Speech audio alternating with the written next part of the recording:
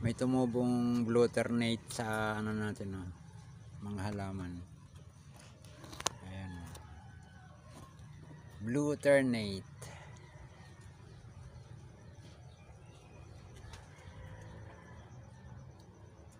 Gamot daw to eh. I-research natin kung saan siya gamot.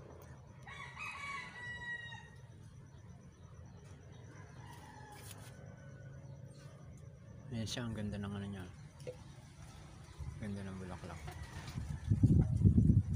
Ganda ng kulay.